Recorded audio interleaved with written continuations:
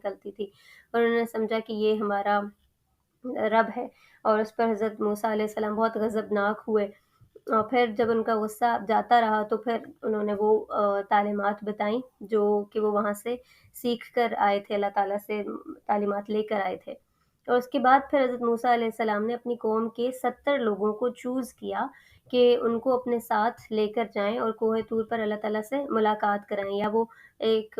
مظہر دیکھیں اللہ تعالیٰ، کیونکہ حضرت موسیٰ نے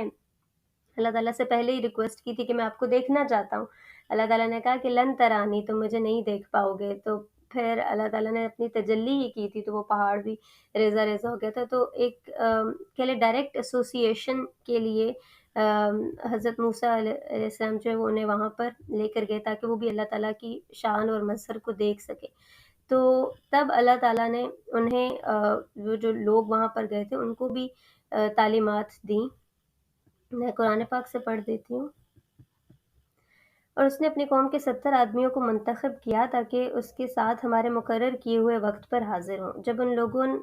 کو ایک سخت زلزلے نے آ پکڑا تو موسیٰ نے عرض کیا، اے میرے پروردگار، آپ چاہتے تو پہلے ان لوگوں کو اور مجھے ہلاک کر سکتے تھے۔ یعنی اس ٹائم بھی انہوں نے یہی خواہش کی کہ ہم اللہ تعالیٰ کو دیکھنا چاہتے ہیں، تو ایک زلزلہ آ گیا جس سے ان سب کی ڈیتھ ہو گئی۔ تو اس پر اللہ تعالیٰ نے جب حضرت موسیٰ کو دوبارہ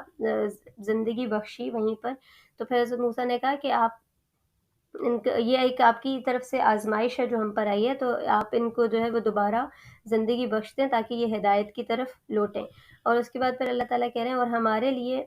حضرت موسیٰ دعا کریں ہمارے لیے اس دنیا میں بھی بھلائی لکھتے ہیں اور آخرت میں بھی ہم آپ کی طرف رجوع کرتے ہیں۔ جواب میں ارشاد ہوا، سزا تو میں جس سے چاہتا ہوں دیتا ہوں، اور میری رحمت ہر چیز پر چھائی ہوئی ہے، اور میں اسے ان لوگوں کے حق میں لکھوں گا جو نافرمانی سے پرہیز کرتے ہیں، زکوٰۃ دیتے ہیں اور میری آیات پر ایمان لاتے ہیں۔ اس کے بعد اللہ تعالیٰ وہیں پر بتا رہے ہیں،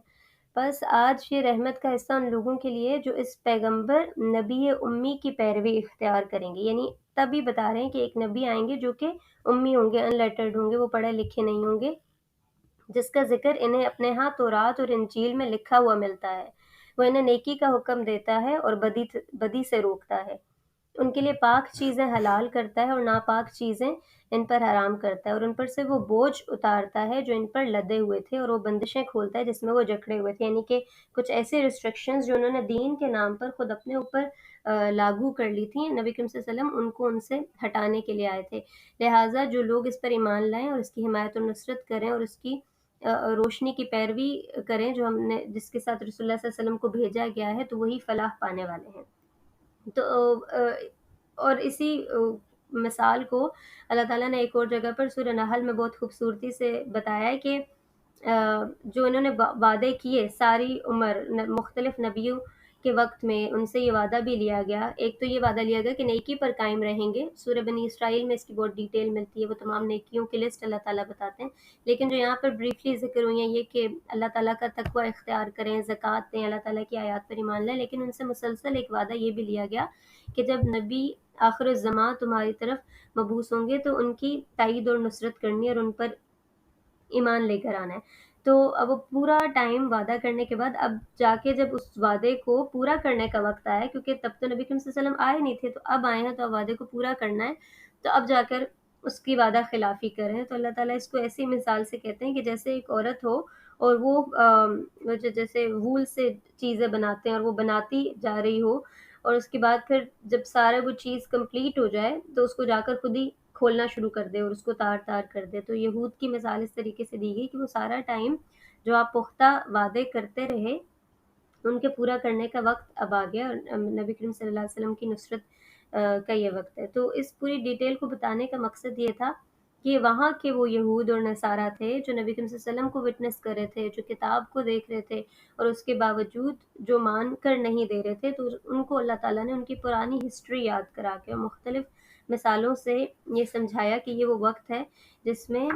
نبی کریم صلی اللہ علیہ وسلم کی نصرت اور معیت جو ہے وہ اب ان سے مطلوب ہے۔ اسی میں بالکل اینڈ میں جا کر جو صورتیں نازل ہو رہی تھیں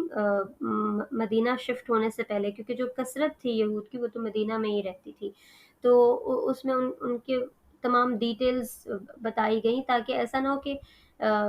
नबी करीम सल्लल्लाहु अलैहि वसल्लम उनके लिए अननोन हो या ये किताब उनके लिए अननोन हो, तो वो नबी को भी अच्छे से पहचानते थे और इस किताब को भी। तो ख़ैर ये तो यहूद का एक ब्रीफ़ली ज़िक्र रहा कि किस तरीके से वो अ, रसूलुल्लाह सल्लल्लाहु अलैहि वसल्लम और किताब के साथ इंटरैक्ट कर रहे थे। इसके बाद आगे चलते हैं, मक्का में वही सिचुएशन थी कि रसूलुल्लाह सल्लल्लाहु अलैहि वसल्लम और उनके साथ जो मुख्तलिफ़ लोग ईमान लेकर आए थे, उन्हें ज़ुल्म और सितम का भी निशाना बनाया जा रहा था, उन्हें मुख्तलिफ़ तरीके से बायकॉट भी उनके साथ किया जा रहा था। उसी वजह से हमने पीछे पढ़ा कि हबशा की तरफ 2 दफ़ा मुसलमान जो है वो हिजरत करके गए, और ये हुआ कि वहीं पर अब उन्होंने रहना शुरू कर दिया था। जब रसूलुल्लाह सल्लल्लाहु अलैहि वसल्लम वापस हिजरत कर गए थे मदीना की तरफ, तो तब वो लोग हबशा से ट्रैवल करके फिर मदीना में आप सल्लल्लाहु अलैहि वसल्लम से आ मिले थे, यानी जैसे कंप्लीट एग्ज़ाइल है, वो अपने मुल्क में यानी मक्का में वापस भी नहीं आ पा रहे थे। तो इसी दौरान में हमें वो एक मशहूर रिवायत पढ़ने को मिलती है जिसको शाब अबी तालिब कहा जाता